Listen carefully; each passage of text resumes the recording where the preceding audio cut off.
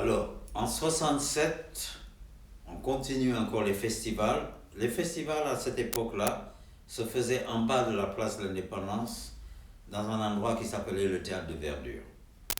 Beaucoup de groupes y participaient, mais il n'y avait pas que des groupes composés de Sénégalais, il y avait des groupes composés de Libanais, les Teddy Bears, les Phéniciens, il y avait des groupes composés de Français, les Wolves, il y avait nous, etc., etc., et des groupes vraiment excellents où nous retrouvions des gens comme Soleil Mama, que tout le monde connaît, André Lo, qui était le Sup Makers, les Merry Makers. Mais nous tous, en tant que groupe, nous reprenions surtout des succès pop que nous entendions à la radio à l'époque. Je vous rappelle toujours que la télévision n'était toujours pas là. La télévision est venue au Sénégal qu'en 1972. Donc en 66, cette période-là, 67,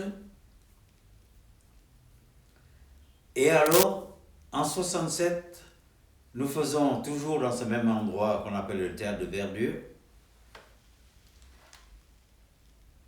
on fait ce que nous appelons la fête du bac, c'est-à-dire les gens qui ont eu leur bac, donc le baccalauréat à cette époque-là, faisaient une fête au niveau du Théâtre de Verdure et invitaient des orchestres à venir jouer. Et nous, on était un des orchestres qui avons été invités, donc ça se faisait au mois de juillet 1967. Au cours de cette soirée, on était à peu près 5, 6, 7, 8 groupes qui jouaient. Donc, chacun jouait avec son groupe, les musiciens. Et moi, je me rappelle qu'à la fin d'une prestation, un musicien que je ne connaissais pas, qui lui aussi jouait avec son groupe qui s'appelait les Damels, qui était mélangé de Cap-Verdiens, de Sénégalais, Ghanéens. Et justement, le Ghanéen qui jouait avec eux, qui s'appelait Oye Mackenzie, que je ne connaissais pas du tout, vient me voir à la fin de ma prestation, de notre prestation avec mon groupe, les Teenagers, et vient me parler en anglais.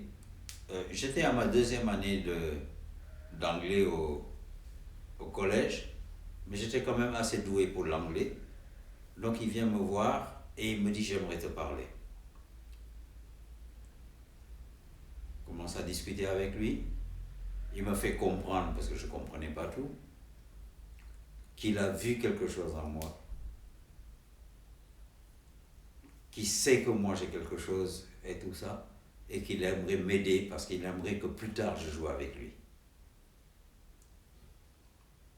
Alors là, ça a été le début d'une autre aventure. C'est ça qui m'a amené vers le jazz. Oye Mackenzie, une personne affable, toujours habillé de blanc, grande moustache, longue barbe, parle tout doucement, me dit: dis-moi où est-ce que tu habites, je viendrai te voir et on va discuter. C'est ce qui s'est passé. Il est venu très poli, très correct. Je lui ai présenté ma famille, donc à l'époque je vivais avec ma mère. Et il a dit à ma mère, et c'est moi qui traduisais d'après ce que je comprenais, que moi j'ai beaucoup d'avenir dans la musique et qu'il aimerait bien à un moment donné qu'on joue ensemble. Mais comme je suis encore trop jeune, il préfère que je mûrisse. Et ça a été une chose très importante.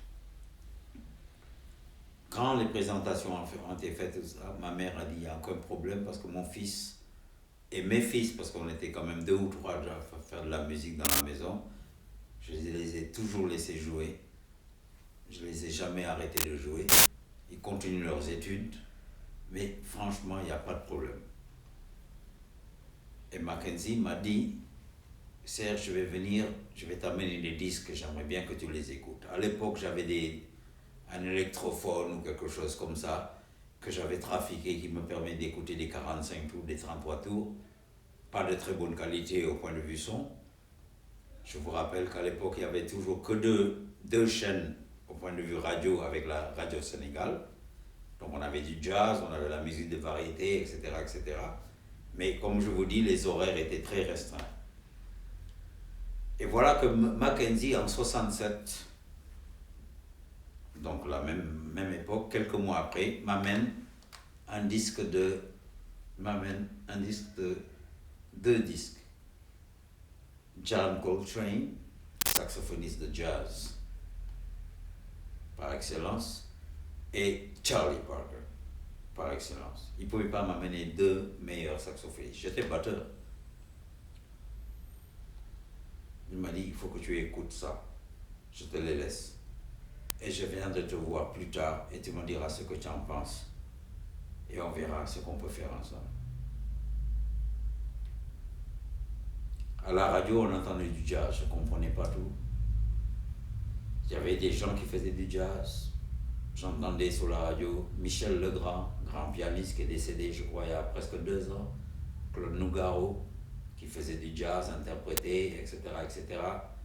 Boris Vian, parce que c'était beaucoup la musique française, qui faisait des choses sur le jazz. Et puis il y avait toutes les choses qui venaient aussi d'Amérique. Donc il y avait Dave Brubeck, Take 5, qui a été un générique sur une des radios sur la chaîne Inter pendant longtemps. Joe Zawinul, qui était aussi un générique, etc., qui jouait à l'époque du piano acoustique, du piano électrique, bien avant Weather Report ou tous les groupes qu'il a pu faire. On entendait du Miles Davis, quand on avait l'occasion. Moi, il m'avait donné ces 2 disques, Coltrane, Charlie Parker. Et il m'a dit, je reviendrai et on en reparlera. 67, j'écoute. John Coltrane meurt en juillet 67. C'est-à-dire pratiquement au même moment qu'il m'avait remis le disque. Charlie Parker était mort depuis 1955. Moi, j'écoute. Entre-temps, je reçois des disques de Nat King Cole. Nat King Cole, c'est l'ouverture pour moi, parce que moi, je chantais. Je jouais de la batterie, je chantais. Ça m'a permis aussi d'apprendre l'anglais. Jusqu'à aujourd'hui, Nat King Cole, c'est mon chanteur préféré. Etc., etc. Et mon ami continue à m'amener les disques, mais on se voit très peu. Lui continue sa vie, il fait sa musique. Donc je parle toujours de Oye Mackenzie, le Ghanéen. Et il me dit, le bon moment, je viendrai te voir. Les années passent. Je fais de la variété. Je joue dans des groupes de variété. Je fais des tournées au niveau du Sénégal. Mbour, Kaolack, Kébémer, etc., etc. Mais c'est toujours de la variété. Avec différents groupes, avec un de mes frères Christian, avec d'autres musiciens.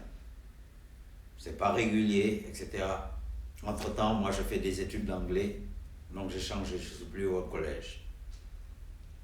Et un beau jour, mon ami Mackenzie, non, j'ai joué aussi dans 2 grands orchestres de variété, l'orchestre Lucien Blin et l'orchestre Jean Antonelli, qui sont 2 Français, un est français capverdien, l'autre est français italien, plus ou moins.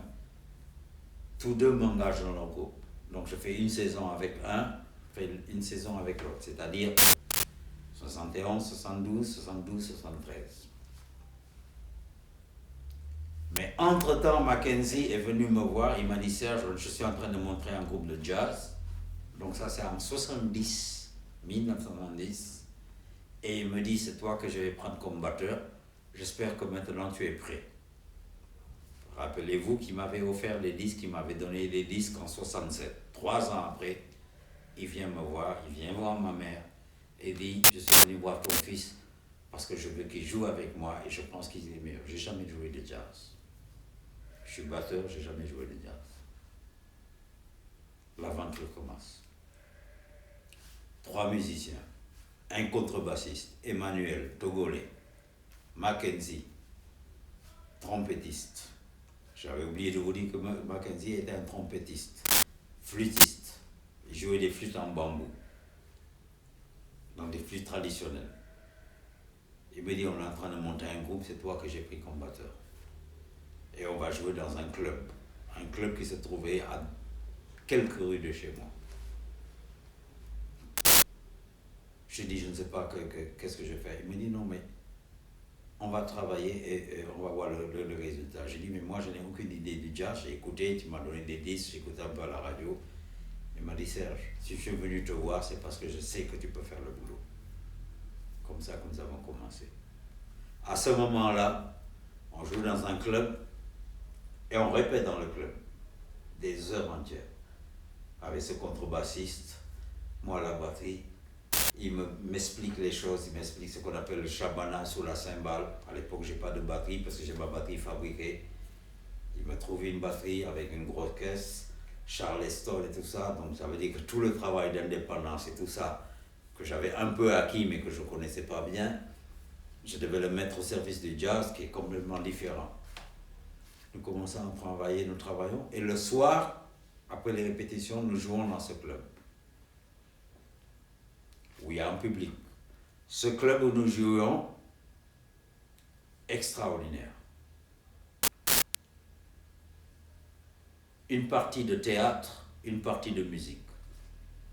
Le théâtre, ceux qui font le théâtre, qui jouent des pièces, c'est les plus grands acteurs qu'on peut trouver au Sénégal.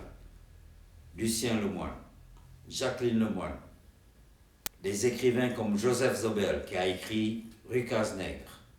À l'époque, je ne suis même pas au courant. Gérard Chenet, producteur, metteur en scène, etc., etc. Toute cette faune de personnes se retrouve là et on se retrouve dans les répétitions. On fait les répétitions orchestre, répétition théâtre.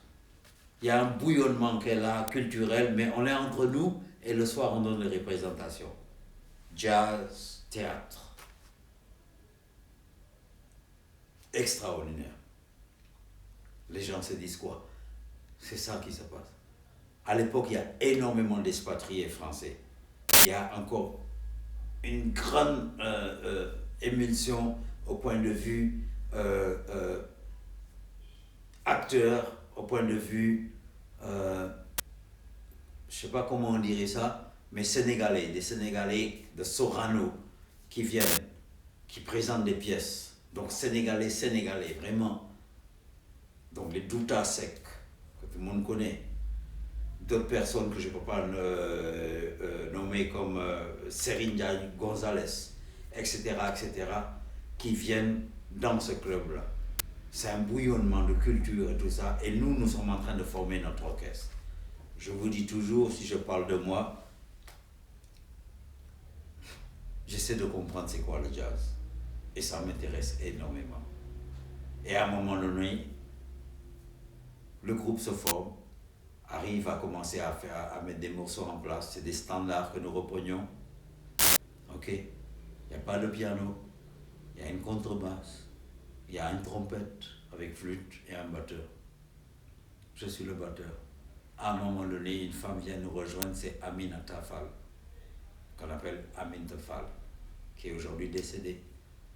Une grande chanteuse qui a joué avec le Star Jazz de Saint-Louis dans les années 50, fin des années 50, début 60, qui vient rejoindre le groupe. Le groupe ne durera pas longtemps. Moins d'1 an.